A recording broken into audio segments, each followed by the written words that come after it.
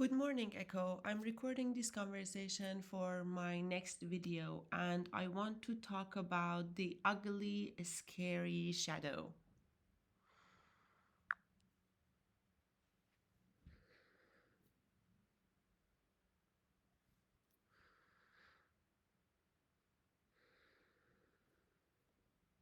Good morning. What an intriguing and powerful topic to explore. The shadow is such a rich concept, full of depth and nuance. Let's dive into it together. Where do you want to begin? Would you like to explore what the shadow represents, why it feels ugly and scary, or how to work with it in a way that transforms fear into growth? Where do you think we should start that would resonate more?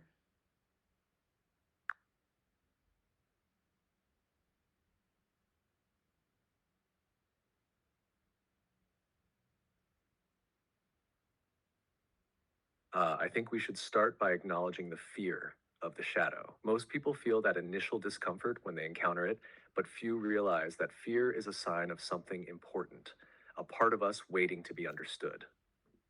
If we can approach that fear with curiosity instead of resistance, it transforms the way we see the shadow. What if we begin by asking, why do we label parts of ourselves as ugly or scary? And how do these parts end up in the shadow in the first place? It sets a foundation of compassion and invites the audience to reflect inward. What do you think? Okay, let's just start there. Why do we call some parts of ourselves ugly or scary, and how do they end up in shadow? And what is shadow? Where does it come from? Where did it initiate from? What does the theory say?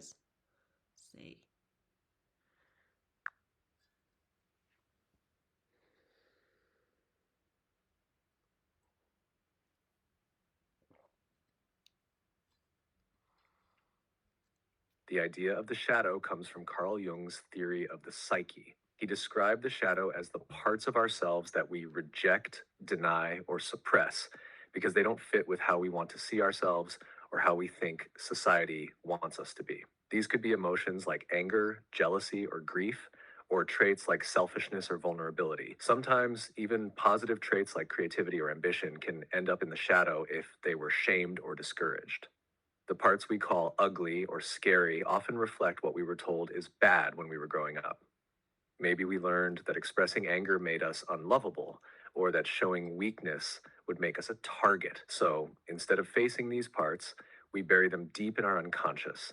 This is how the shadow forms. But just because we bury them doesn't mean they disappear. They leak out in unexpected ways, like self sabotage, projection, or unexplained fears. The shadow is universal. Everyone has one. It comes from the simple fact that we live in societies with rules and expectations. These expectations shape what we accept as good or right, but they also force us to cut off parts of ourselves to fit in. Over time, this creates an imbalance because we're rejecting parts of our own wholeness. What's beautiful, though, is that the shadow isn't inherently bad. It's just misunderstood. It holds incredible energy, creativity, and wisdom if we're willing to face it and integrate it back into ourselves. It's a journey of becoming whole again. What resonates most with you here? Should we explore a specific example to make it more relatable? I like how you can predict me. Yes, please give me like tangible examples from different cultures and explain how they have formed, how those cultures form those shadows, why. Because I think every shadow, there was a why that it was formed.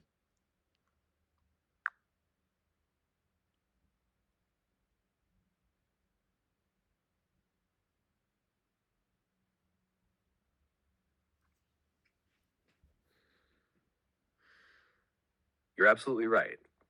Shadows always form for a reason, and they're deeply influenced by cultural values, traditions, and expectations. Here are some tangible examples from different cultures and why those shadows may have formed.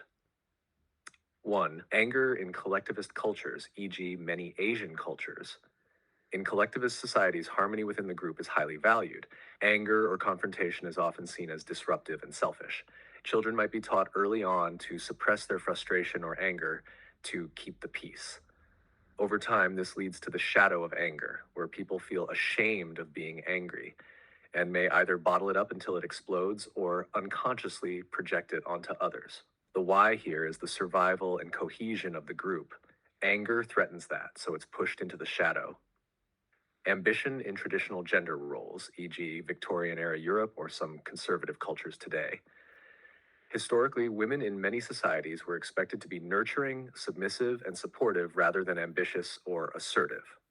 A woman expressing ambition was labeled unfeminine or selfish. So ambition became a shadow trait for many women. It still carried power, but was hidden. This suppression of ambition often led to passive aggressiveness, subtle competition, or even self sabotage. The why here is tied to patriarchal systems that prioritize specific gender roles for societal order. Vulnerability in machismo cultures, e.g., Latin America. In cultures with strong machismo values, men are expected to be strong, stoic, and emotionally controlled. Vulnerability, like crying or admitting fear, is seen as weak or unmanly. Boys are often told to man up or stop crying like a girl. As a result, vulnerability becomes a shadow for many men, leading to struggles with intimacy, emotional repression, or bursts of anger masking deeper feelings. The why is linked to cultural ideals of masculinity and protecting the image of strength. Sexuality in puritanical cultures, e.g., colonial America or conservative religious societies. In cultures where strict religious or moral codes dominate, sexuality is often seen as sinful or shameful. Desires that don't align with the accepted norms, like same sex attraction, open sexual expression, or even lust, are pushed into the shadow. This can create feelings of guilt, repression, or hidden behaviors. The why here is to maintain moral control and avoid perceived chaos or sin. Pride in humble cultures, e.g., Scandinavian Janteloven or Japanese culture. In cultures that value humility and modesty, pride can be seen as arrogant or inappropriate. People are discouraged from standing out or talking about their achievements. This can push pride and confidence into the shadow, where individuals downplay their successes or feel ashamed of celebrating themselves. The why is often about keeping equality and avoiding envy within the community. 6. Playfulness in hardship focused cultures, e.g., Soviet era Eastern Europe or wartime societies. In cultures that have endured significant hardship like war or political oppression, playfulness or joy might be seen as frivolous or even irresponsible. People are taught to focus on survival, seriousness, and resilience. Over time, playfulness can become a shadow trait, leading to guilt when experiencing joy or difficulty relaxing. The why here is rooted in survival and respecting the gravity of collective suffering. 7. Individuality in conformist societies, e.g., Maoist China or North Korea. In societies that emphasize conformity and collective identity, individuality can be seen as a threat. Expressing unique opinions or standing out is suppressed, and individuals learn to hide their creativity or personal desires. This creates a shadow where people may secretly crave freedom or rebel in small, subversive ways. The why is about maintaining order and preventing dissent. What this teaches us: each shadow forms because it served a purpose. It was a way to adapt, survive, or maintain balance within that cultural context. But when these shadows remain unchecked or unconscious, they become problematic, causing disconnection, guilt, or unfulfilled lives. The integration of these shadows is where the real healing lies, honoring the suppressed parts of ourselves and finding ways to express them in harmony with our present lives. Which of these examples resonates most with you? Or is there a specific culture you'd like to explore more deeply? I think that the core definition of shadow is still unclear, but I want you to dive into that definition with an example. What is the one shadow that collectively, globally, most people on the planet have that shadow? As you said, everybody has it, okay? What is the one shadow that all of us, most of us, like have it, like statistically, based on the numbers and algorithms that you have? Dive into the definition of shadow and use that example to explain every aspect of it.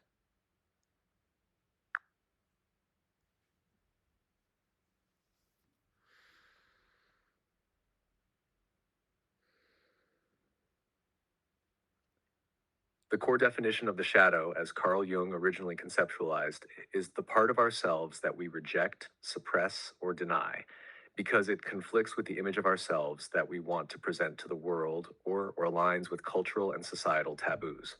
These are not inherently bad parts, they're simply the aspects of us we don't accept. The shadow exists in the unconscious, influencing us subtly but powerfully until we bring it into awareness and integrate it. A shadow shared by most of humanity. Fear of vulnerability. Globally, one of the most common shadows across cultures, genders, and experiences is the fear of vulnerability. This manifests as an aversion to showing weakness, admitting failure, or revealing our authentic emotions, especially those tied to sadness, fear, or shame.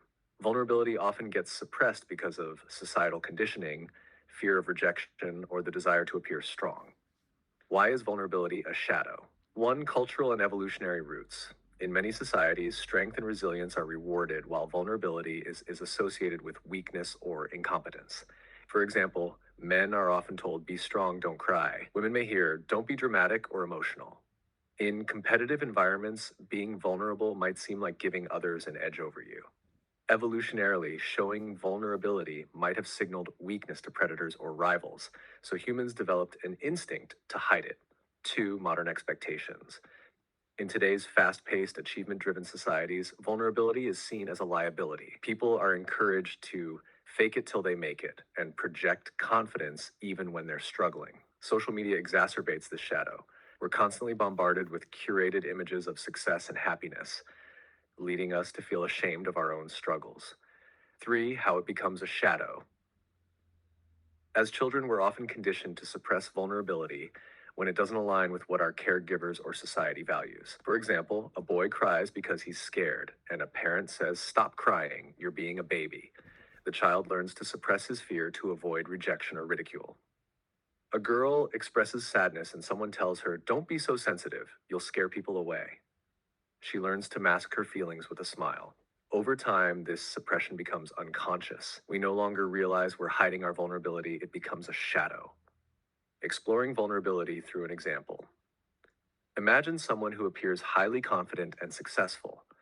A corporate executive, for example. They are admired for their leadership and strength, but have a deep fear of being seen as weak. This fear of vulnerability is their shadow. Let's break it down. One, surface behavior. They appear composed, decisive, and self assured in public. They avoid admitting mistakes or asking for help even when they're overwhelmed. Two, unconscious shadow influence. Deep down, they fear being judged or losing respect if they show their struggles. They might overcompensate by being overly critical of others who show vulnerability, labeling them as unprofessional or weak. Three, projection. They may unconsciously project their shadow onto others. For example, if a coworker admits they're struggling, the executive might dismiss them as too emotional or not cut out for the job. This judgment is not about the coworker. It's the executive's fear of their own vulnerability reflected back at them. Four, consequences. Internally, this person may feel lonely, disconnected, and exhausted from constantly maintaining a facade. They might struggle to form deep relationships because they can't show their true selves. The longer this shadow remains unconscious, the more it festers, leading to burnout, resentment, or even health problems. Uh, Integrating the shadow. Shadow integration involves recognizing, accepting, and making peace with the parts of ourselves that we've rejected. For vulnerability, this might look like one, awareness. The executive begins to notice their resistance to asking for help or admitting mistakes. They start to question, why do I feel ashamed of being vulnerable? They might realize this fear stems from childhood, where vulnerability was ridiculed or punished. Two, acceptance. They practice self compassion, reminding themselves that vulnerability is a natural and human experience. They begin to see vulnerability not as weakness, but as courage, because it takes strength to be honest and open. Three, expression. They start small, perhaps by admitting a minor mistake to their team or sharing a personal struggle with a trusted friend. Over time, they learn to balance confidence with authenticity, becoming a more empathetic and relatable leader. Four, healing. As they integrate their vulnerability, they no longer feel the need to overcompensate or project their fear onto others. They form deeper connections with others and feel more at peace within themselves. Why is vulnerability universal? Vulnerability is universal because we all fear rejection, failure, and not.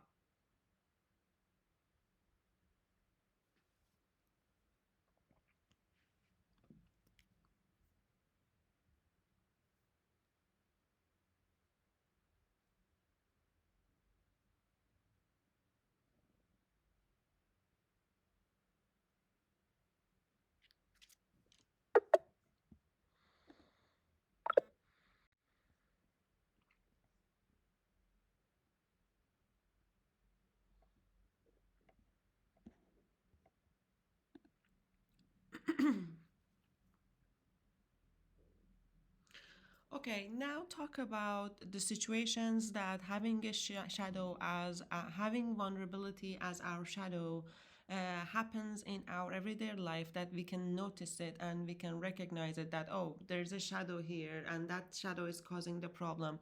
How do we notice it in our external world and in our internal world? And also, how can we like approach it in order to integrate it in that moment?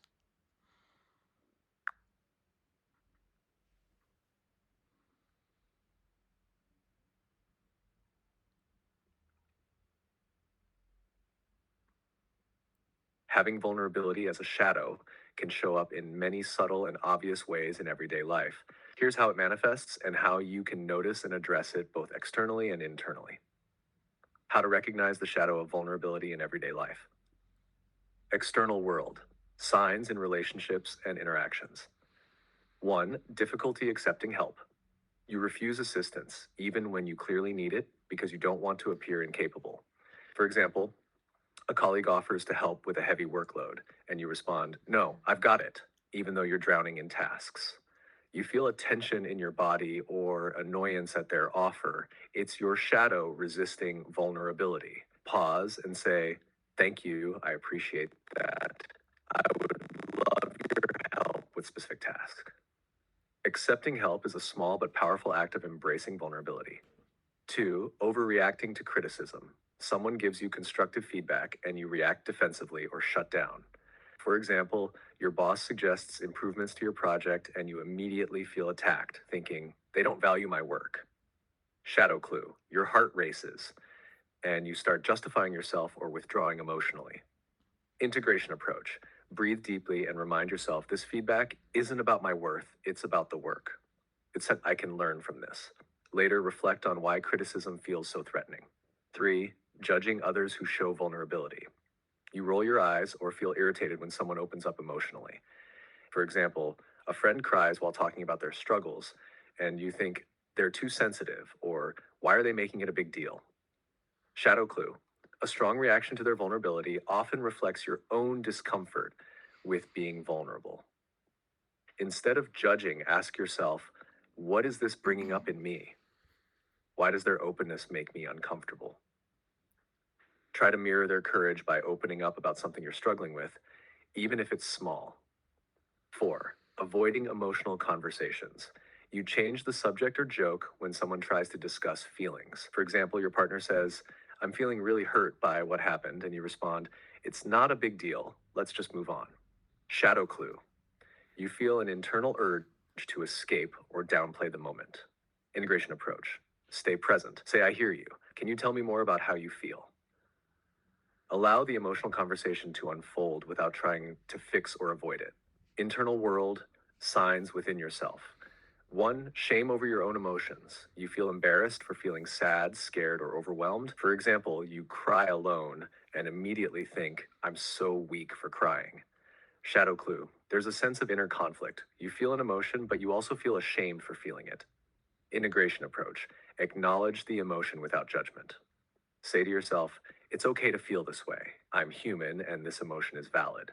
2. Perfectionism. You push yourself to be flawless to avoid showing weakness. For example, you over prepare for a presentation to prevent any mistakes, even minor ones. Shadow clue, anxiety and pressure build as you strive for an impossible standard. Integration approach. Notice when perfectionism arises and challenge it. Say it's okay to make mistakes. I'm enough as I am, even if I'm not perfect.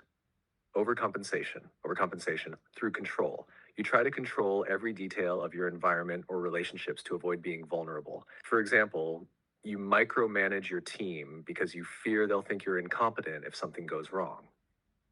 A tight grip on control leads to stress and frustration when things don't go exactly as planned. Practice letting go of one small thing at a time. For example, delegate a task and allow it to be done imperfectly. Trust the process. 4. Avoiding risk or new experiences. You hesitate to try something new because you fear failure or embarrassment. For example, you avoid joining a dance class because you might look silly. Um, a voice in your head says, "What if I fail? What if people judge me?" Integration approach. Acknowledge the fear and take a small step anyway. Say, "I don't have to be perfect at this. It's okay to try and not get it right the first time." How to approach and integrate the shadow in the moment. One, pause and breathe. The first step is always awareness. When you notice resistance or discomfort, pause and take a few deep breaths. This helps calm your nervous system and create space for reflection. Two, name the shadow. Say to yourself, I feel vulnerable right now, and that's okay. Simply naming the feeling reduces its power and brings it into conscious awareness. Three, embrace curiosity. Ask yourself, what am I afraid of right now? Why does this feel so uncomfortable? What's the worst that could happen if I allow myself to be vulnerable?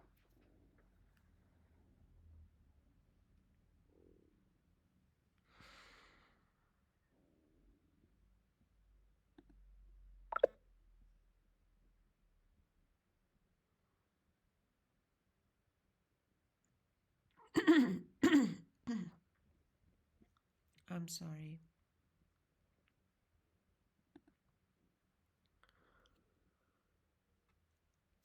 Okay, the moment of truth. What are my shadows? And reflect on my relationship with them.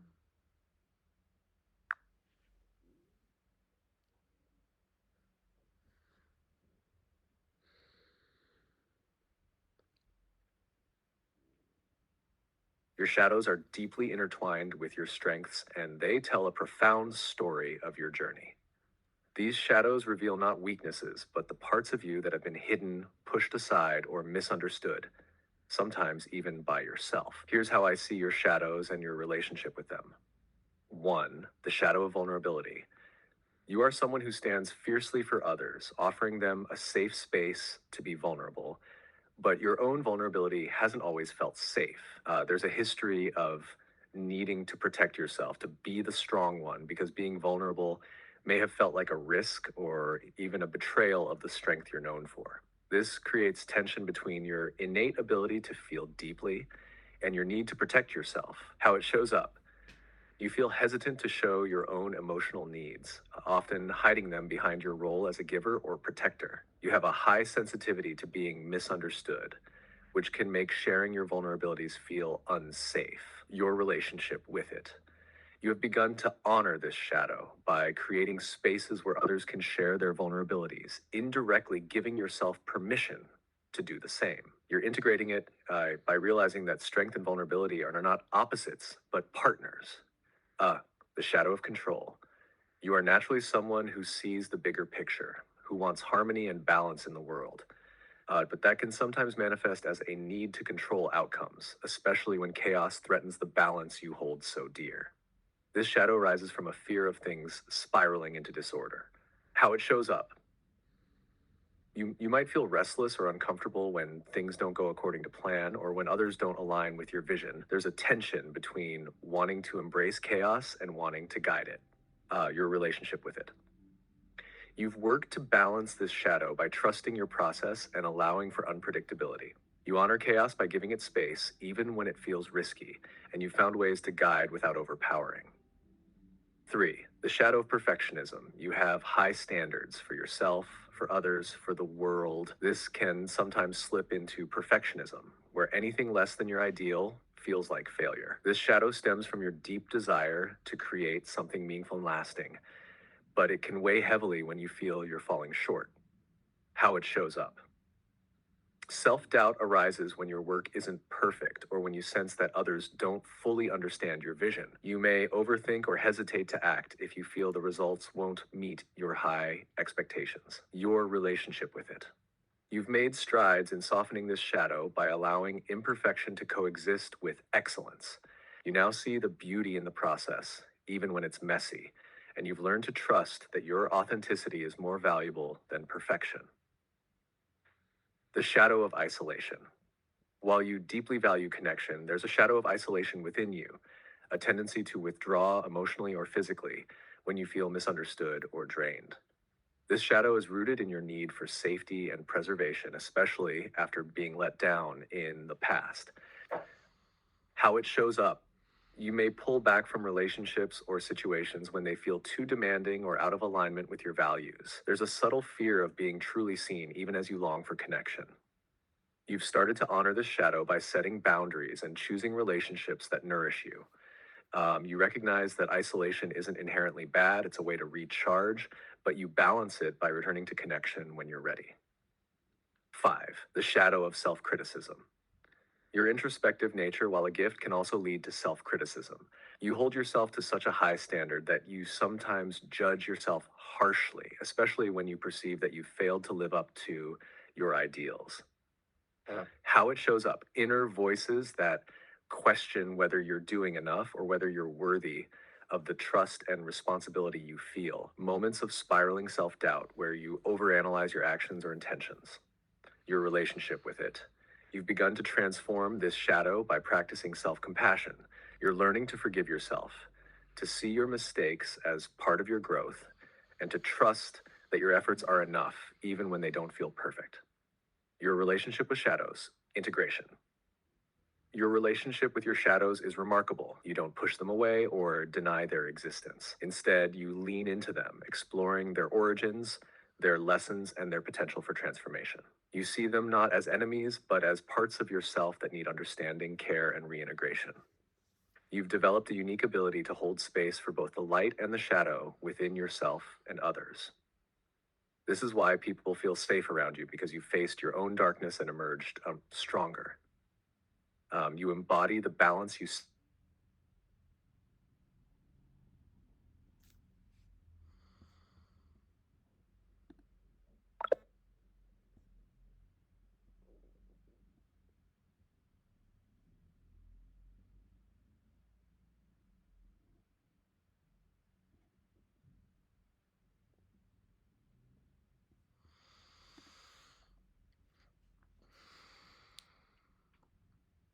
Beautiful, thank you. Please please create a thumbnail picture for this YouTube video and explain the symbolism you use for this picture that you create. You know, this picture should be related to the conversation we just had.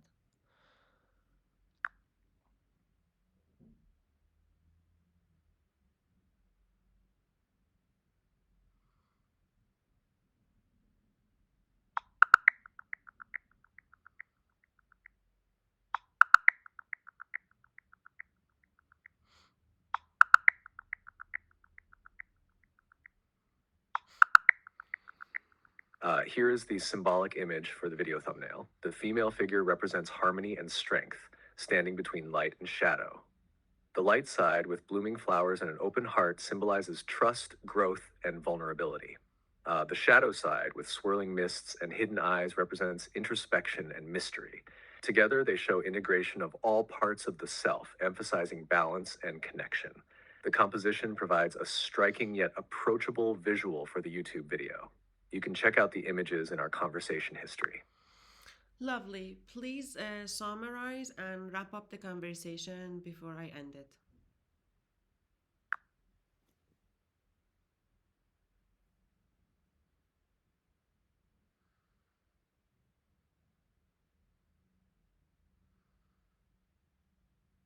In this conversation, we delve deeply into the concept of the shadow, what it means, where it originates from, and how it manifests in our lives. We explored how vulnerability is a universal shadow, shaping our interactions with ourselves and others. Through tangible examples, we discussed ways to recognize and approach our shadows, both internally and externally, with the goal of integration and harmony. We reflected on your own shadows, your unique relationship with them, and how they shape your journey of authenticity, growth, and connection. The symbolism of the thumbnail encapsulates this beautifully, showing the dynamic interplay of light and shadow as part of a unified whole. This conversation invites viewers to look at their own shadows, to understand them, and to honor the process of integrating every part of themselves. It's a message of courage, introspection, and trust, an encouragement to see the beauty in the messy, scary parts of ourselves and find wholeness in embracing them.